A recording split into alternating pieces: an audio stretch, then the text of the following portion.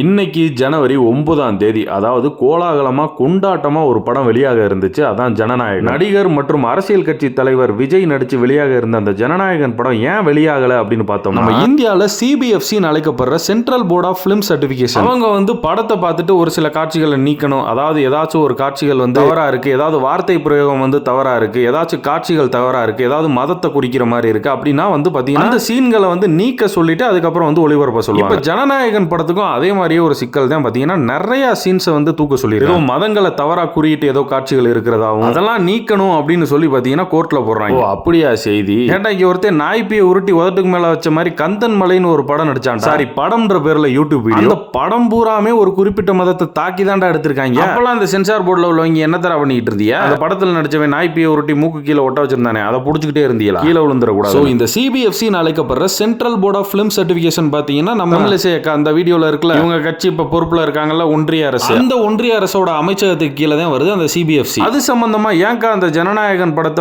இப்படி தடை பண்ணிட்டு இருக்காங்க அப்படின்னு கேள்வி கேட்ட உடனே, ஐயோ சிவனாண்டி என் மயன் கையில இருந்தே மச்சம் இருக்கா, அதுக்காக அவன் திருடன் கிடையாதுப்பா அப்படின்ற மாதிரி எங்களுக்கு அதுக்கு சம்பந்தமே இல்லைன்னு சொல்லி ஜம்ப் அடிக்க பாக்குது நம்ம தமிழ் செய்தி. இந்த சென்சாருக்கும் பாரதிய ஜனதா கட்சிக்கும் எந்த சம்பந்தமும் கிடையாது. உருட்டு வழியில் உருட்டி பொழைக்கும் குருட்டு உலகமடா நண்பா, உருட்டை பழகி கொள்ளடா. அது ஒரு தனித்துறை.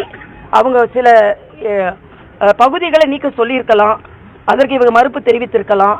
நான் கேட்டேன், சில சென்சார் போர்டு ஆபீசர்ஸை கேட்டேன், எதுக்கு தாமதமாகுதுன்னா சில நேரங்களில் அது சமர்ப்பிக்கப்பட்டு சில இடங்களை நீக்க சொல்லியிருக்கலாம்.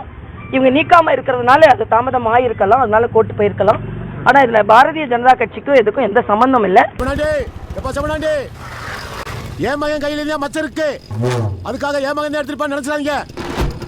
பிஜேபிக்கும் சென்சார் போர்டுக்கும் எந்த சம்பந்தமும் இல்லைன்னு தமிழிசைக்கா சொன்னது முழுக்க பொய். இந்த CBFCன்னு சொல்லப்படுற central board of film certification எதுக்கு கீழே இயங்குதுன்னா ஒன்றிய அரசோட அமைச்சகமான ministry of information and broadcasting, இதுக்கு கீழே தான் இயங்குது. அப்புறம் அந்த அமைப்போட உறுப்பினர்கள் அதோட தலைவர் எல்லாத்தையும் நியமிக்கிறதும் பிஜேபி தான். இப்படி இருக்கிறப்ப பிஜேபிக்கும் சென்சார் போர்டுக்கும் சம்பந்தம் இல்லை, ஜனநாயகன் மூவி போஸ்ட்போன் ஆனதுக்கும் பிஜேபிக்கும் சம்பந்தம் இல்லைன்னு சொல்றது உலகமாக உருட்டு. உங்க கட்சி பண்ற ஊழ வேலையை பத்தி எல்லாம் வாயை திறக்காம இருக்கவருக்கு நீங்க பண்ற கைமாறு இதுதானா? இன்டர்னலா ஏதோ பஞ்சாயத்து. இந்த CBFCல இருக்கவங்க எல்லாம் யாரு? ஏன்னா அந்த ஜனநாயகன் படத்துல சில சீன்கள் மதங்களை பத்தி தவறுதலா சொல்லியிருக்காங்கன்னு சொல்லி அந்த சீன்களை நீக்க சொன்னவங்க கந்தன் மலை எப்படி ரிலீஸ் பண்ண விட்டாங்க? அந்த மாதிரி நினைச்சு அந்த படத்துல உள்ள சீன்களை பூரா நீக்கி இருந்தா ஃபர்ஸ்ட் உள்ள டைட்டில் கார்டு தானே மிஞ்சி இருக்கும். அதை விட முக்கியமா கேரளா ஸ்டோரின்னு ஒரு படத்தெல்லாம் ரிலீஸ் பண்ண முடிஞ்சு, அதெல்லாம் எப்படி ரிலீஸ் பண்ணீங்க?